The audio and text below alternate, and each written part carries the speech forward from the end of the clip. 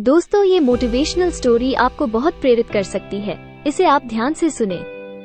इसमें एक गूढ़ रहस्य छिपा हुआ है जिसे मैं आपको अंत में बताऊंगा। तो चलिए आपका ज्यादा समय ना लेते हुए मोटिवेशनल स्टोरी को शुरू करते हैं। एक युवा नौजवान लड़का था, लेकिन बेरोजगार था। नौकरी के लिए काफी मशक्कत कर रहा था। तभी उसे किसी कंपनी की तरफ से कॉल लेटर आता है कि कल आपका इंटरव्यू है और आपको आना है।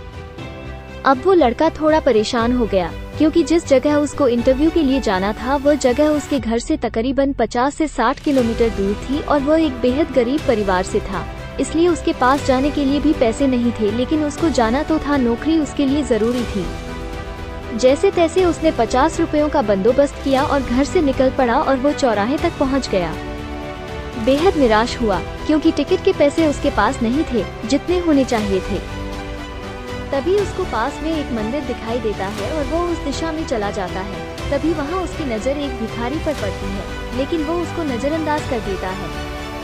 मगर भिखारी उसको परेशान देखकर पूछ ही लेता है कि आपको शायद कोई परेशानी है, मैं आपकी क्या मदद कर सकता हूँ।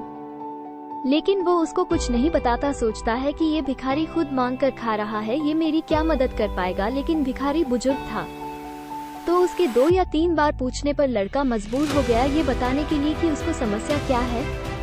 तो भिखारी ने उसको बोला, तुम ये 500 रुपए लो और जाओ अपना इंटरव्यू दो। वैसे भी मैं सिर्फ दवाई के लिए पैसे इकट्ठा करता हूँ और जो बचते हैं उनको दान पेटी में डाल देता हूँ, इसलिए मेरे ये पैसे ज्यादा काम के नहीं। शायद तुम्हारी कोई मदद कर सकूं तो मुझे भी खुशी मिलेगी। अब वो वहाँ से निकल गया और इंटरव्यू में सिलेक्ट होकर जब वो वापस भिखारी से मिलने या उसके पैसे लौटने के लिए आया तो वहाँ लोगों की भीड़ लगी हुई थी।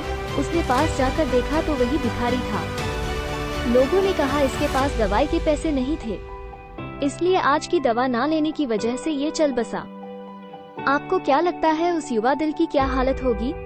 वही जो अभी हमारी हो रही है। अब मैं आपको मोटिवेशनल स्टोरी का गूढ़ रहस्य बता देता हूँ। किसी भी काम को करने या किसी भी लक्ष्य को हासिल करने के लिए मार्ग में हजारों कठिनाइयों का सामना करना पड़ेगा। अगर ये सोचकर हम आगे ही ना बढ़े तो, और हो सकता है रास्ते में कोई हो जो हमारी मदद के लिए बैठा हो।